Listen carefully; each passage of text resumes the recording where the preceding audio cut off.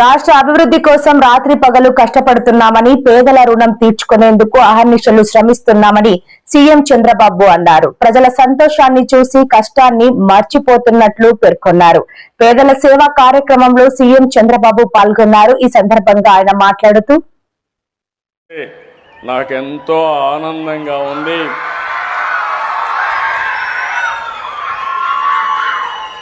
ఎందుకు నేను ఈ మాట అంటున్నానంటే,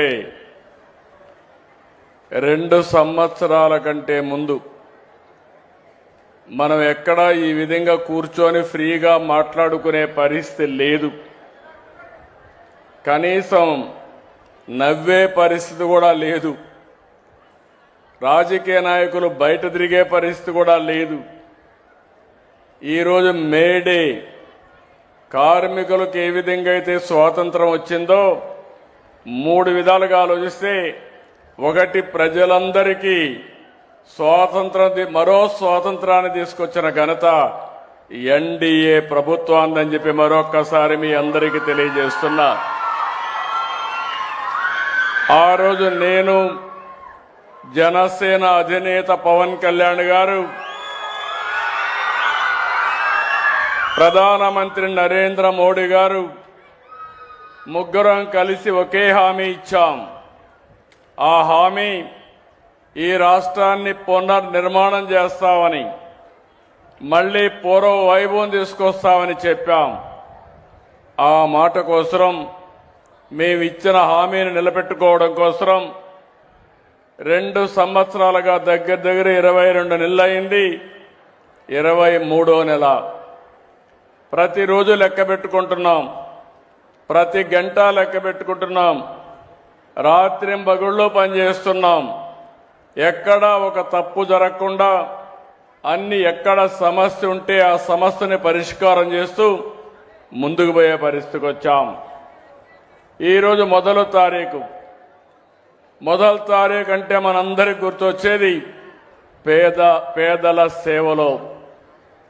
నేను ముఖ్యమంత్రిగానే కాదు, మంత్రులు, పార్లమెంట్ సభ్యులు, ఎమ్మెల్యేలు, కడాన ఎన్డీఏ కార్యకర్తలు కూడా సేవాభావంతో మీ అందరి దగ్గరికి రావడం, అధికార యంత్రాంగం తెల్లవారుజామునొచ్చి మీకందరికి గుడ్ మార్నింగ్ చెప్పి మీ చేతిలో డబ్బులు పెట్టి, ఎక్కడా ₹1 అవినీతి లేకుండా పేదవాళ్ల రుణం తీర్చుకోవడానికి పనిచేసే ప్రభుత్వం ఎన్డీఏ ప్రభుత్వం.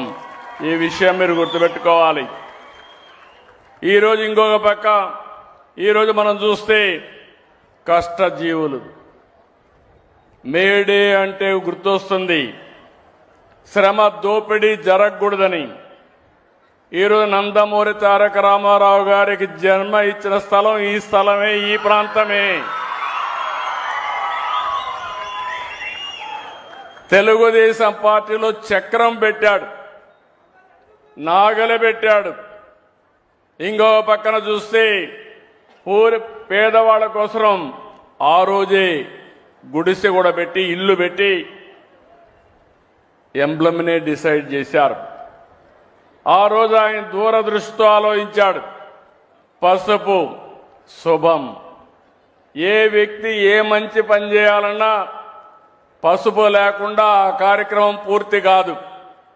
పూజ చేయాలన్నా, పెళ్లికి కానీ, పేరెంటానికి కానీ, ఏ కార్యక్రమం అయినా అలాంటి దూరదృష్టి కలిగిన నాయకుడు ఈ ప్రాంతంలో పుట్టడం మనందరి అదృష్టం అని చెప్పి కూడా నేను మీకు తెలియజేస్తున్నా. అలాంటి కార్మిక దినోత్సవాన్ని ఈరోజు మీకే కాదు, రాష్ట్రంలో ఉండే కార్మికులకందరికీ, దేశంలో ఉండే కష్టజీవులందరికీ మనస్ఫూర్తిగా మేడే శుభాకాంక్షలు తెలియజేస్తున్నా.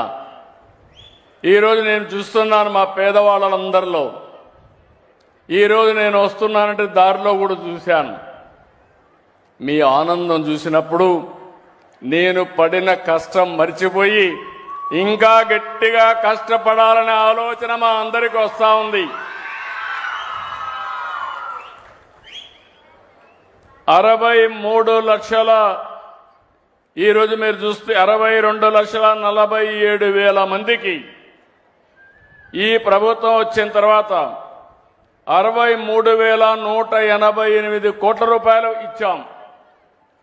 ప్రతి నెల మీరు చూస్తే దగ్గర 2,721 రూపాయలు.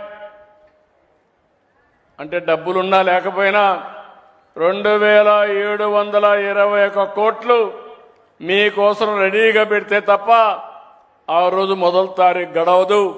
ఆ విషయం మీరు గుర్తుపెట్టుకోవాల్సిన అవసరం ఉంది. కష్టాలున్నాయి, దేశంలో ఎక్కడా లేదు. సంవత్సరానికి 33,000 కోట్ల రూపాయలు ఖర్చు పెట్టి ఏకైక ప్రభుత్వం భారతదేశంలో. అంతేకాదు అతిపెద్ద డీబీటీ ప్రోగ్రాం ఈ పెన్షన్ల కార్యక్రమం అని చెప్పి కూడా నేను మీకు తెలియజేస్తున్నా. నేను దీన్ని భారంగా ఆలోచించడం లేదు, బాధ్యతగా ఆలోచిస్తున్నాం. పేదవాళ్ళకి వెసులుబాటు కల్పించడానికి ఈ ప్రోగ్రాం ఎంతో వెసులుబాటు ఇస్తుంది. ఉదాహరణకు మీరు చూస్తే 4,000, దివ్యాంగులకు 6,000, కిడ్నీ పేషెంట్లు ఉంటే 10,000, మంచానికి పరిమితమైతే 15,000 మానవతా దృక్పథం ఇచ్చే ఏకైక ప్రభుత్వం ఆంధ్రప్రదేశ్లో ఉండే ఎన్డీఏ ప్రభుత్వం అని చెప్పి కూడా నేను మీకు తెలియజేస్తున్నా. ఇలాంటివన్నీ ఈ జిల్లాలను చూస్తే దగ్గర 2,34,000 మందికి ఇస్తున్నాం. 102 కోట్ల రూపాయలు ఇస్తున్నాం. ఇంకో పక్క ఎవరైనా భర్త చనిపోతే ఎక్కడ ఆలోచించే పని లేదు, ఎంత డబ్బులైనా పర్వాలేదు, ఆటోమేటిక్గా మీకు పెన్షన్ ఇచ్చే కార్యక్రమానికి శ్రీకారం చుట్టాం. అయితే ఈరోజు ఇంకొక పక్కన మీరు చూస్తే ఇప్పటి వరకు లక్షల మందికి పింఛన్లు ఇచ్చినా